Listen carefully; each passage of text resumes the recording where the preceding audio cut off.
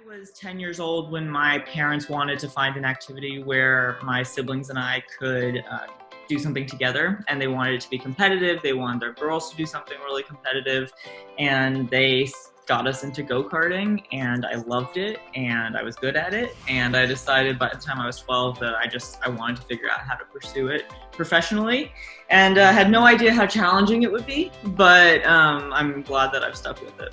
Well, I started out when I was 9 years old. I got a go-kart for my 9th birthday, and my passion for racing was already pretty prevalent. You know what? The best way to do it is try to start with karting. Karting is a good way to start. To help your driving skills and see how much you can like that.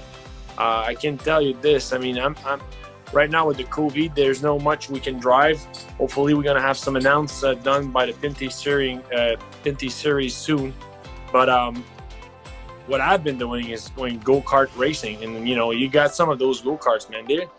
They'll kick your butt pretty good. Like they're fast and they're physical, and that if you want some adrenaline and if you want to keep your head sharp and being very good at driving, it's the way to start.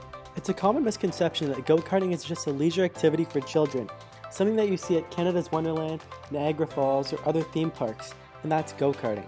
But then there's kart racing, the high-performance sport where drivers go 150 kilometers an hour, 1 inch off the ground. Many professional racers actually got their start in karting, and even continue to practice their racing skills on the go-kart track when they're not racing professionally.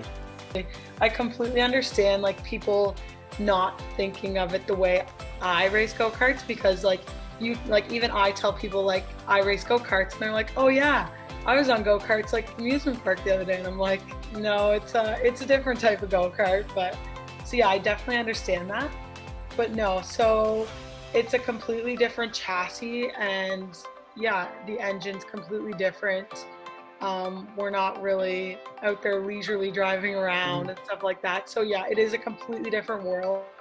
When I was a kid, going to the hairdressers or the barber shop, get my hair cut with the local barber, he knew I was racing and things. And he'd always say to me, here you do go-kart racing. I've done that the weekend down with my family and friends, and had some fun doing it. And they think what I was doing and what I do is fun go-kart racing, and it's what we do isn't. It's kart racing. It's a real sport.